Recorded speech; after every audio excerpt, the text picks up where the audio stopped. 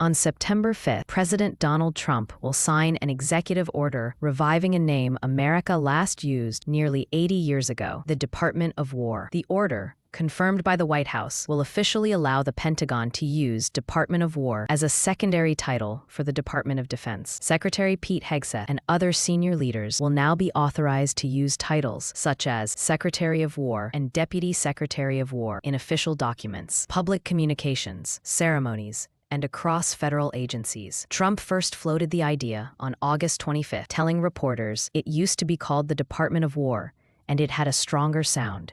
"We won World War I. We won World War II. We won everything."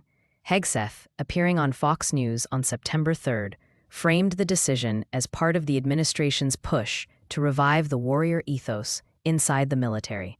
"We're not just defense, we're offense," he said. "We want warriors who know how to deliver decisive blows to the enemy, not just endless contingency operations."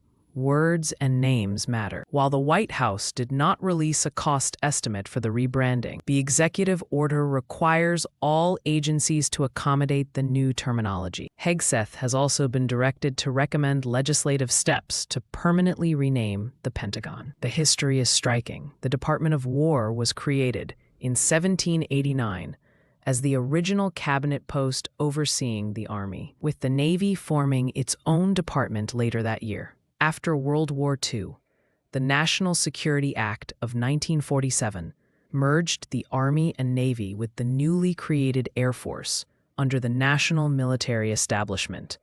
In 1949, President Harry Truman renamed it the Department of Defense, a label that reflected Cold War-era emphasis on preventing nuclear conflict rather than waging war.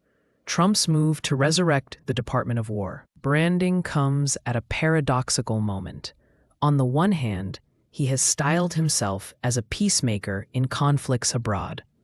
On the other, he championed an image of American military power and dominance. A White House summary of the order declares, "Restoring the name Department of War will sharpen the focus of this department on our national interests and signal to adversaries America's readiness to wage war to secure those interests. If the change becomes permanent, it would mark one of the most symbolic shifts in U.S. military identity since the dawn of the nuclear age."